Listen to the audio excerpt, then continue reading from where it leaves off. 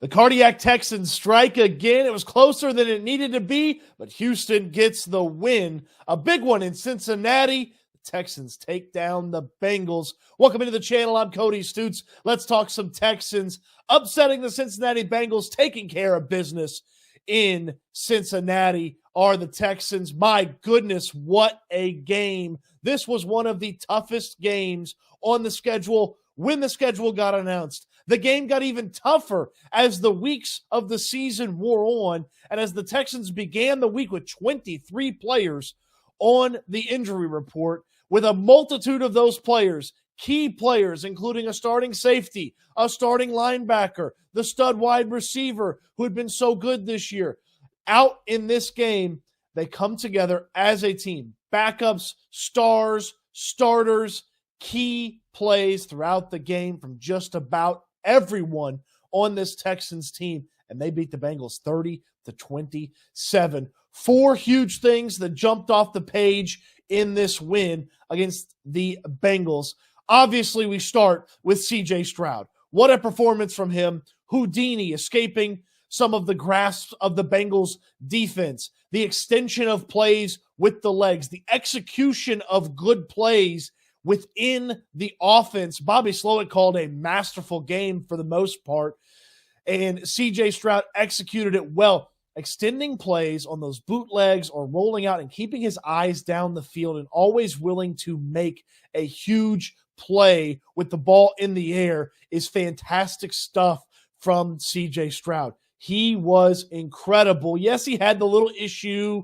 I say little issue. It was horrific. The interception that was nearly a pick six and set Cincinnati up in a great spot to help their comeback attempt. But before that, and even certainly on that final drive, Stroud was phenomenal. The zip early on from the passes, the accuracy is obviously there. Finding Tank Dell, finding Noah Brown, Dalton Schultz on big plays. Whoever needed to make a play, C.J. Stroud was finding them. Excellent execution of the offense. Incredible improvisation from C.J. Stroud. He's a budding superstar in the National Football League, and the Texans and Texans fans got to be happy to have number 7 under center. The next thing is it was harder than it needed to be. My goodness, was it harder than it needed to be. I was pulling out what little hair I do have left after my fantastic haircut last week, watching the Texans throw the ball on third down. C.J. Stroud threw that interception. He should never have been in that spot to begin with. The defense had been playing well up to that point. Trust them if you don't get the first down because you run the football. Or if you feel like you have to throw the ball, make sure you run a play where no Bengals players are going to be near the intended receiver. And if you decide that you're throwing it and that one guy or the two options aren't clearly open, then C.J. Stroud goes down or runs the football himself, and the clock continues to go. Cincinnati burns the timeout. The Texans decided to throw the ball on third down. Not a good decision. It didn't make sense then. I understand you're trying to put the Bengals away. Let the defense put the Bengals away. Don't make it easy for them to come back, or don't make it easier, I should say, for them to come back against you. They made it very easy with the interception. And then on the ensuing drive, 3rd and 2, they throw the ball again. C.J. Stroud takes a risk down the sideline. He doesn't hit Tank Dell. It looked like Devin Singletary was open there to the left. I don't know what part of the progression Devin Singletary was in that moment, but it looked like Devin Singletary was open there. So if you throw it to him, maybe you close out the Bengals that way. But that's one thing that Bobby Slowick, the Nico Ryans, everybody who comes into the game management and putting things together on the offensive side, when to go for it, when to be aggressive, when to not be aggressive, when to trust the defense, they will all hopefully learn from that. And it's Joe Burrow on the other side. He took care of business. He almost came back on you. He wouldn't have had as easy of an opportunity to create some sort of comeback for Cincinnati if the Texans had made it harder on him with those third down calls. 2 passes instead of 2 runs in that spot.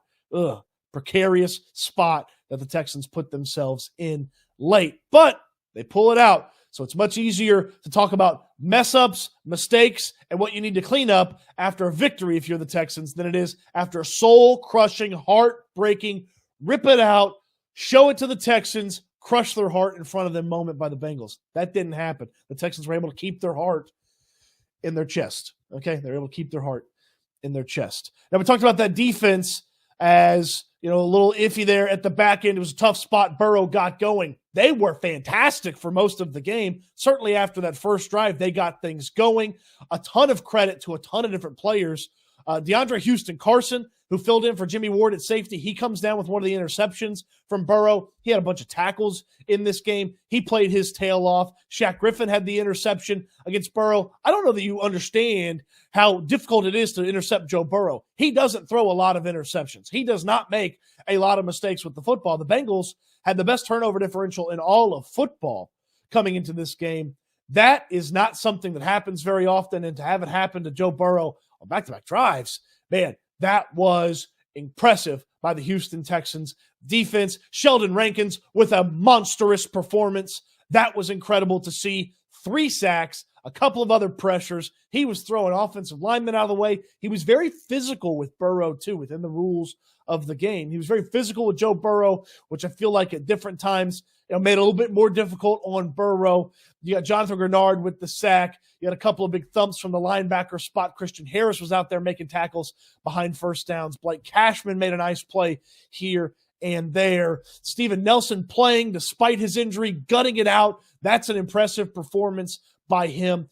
Great job by this defense for most of the game. And even then, Joe Burrow's a hell of a quarterback. That's a hell of an offense. They're going to get some on you. And really, there's a couple of big plays. The Irwin play for 30-ish plus yards. That was rough between Stingley and Jalen Petrie. Then obviously Jamar Chase is really difficult to defend. Little lucky on defense there. Little lucky on defense because Tyler Boyd drops that touchdown. Sometimes you got to be good and be lucky to get that performance wrapped up and get yourself a W. The defense got just that on Sunday against the Bengals. And my final big, giant, huge observation from this game, the rushing attack.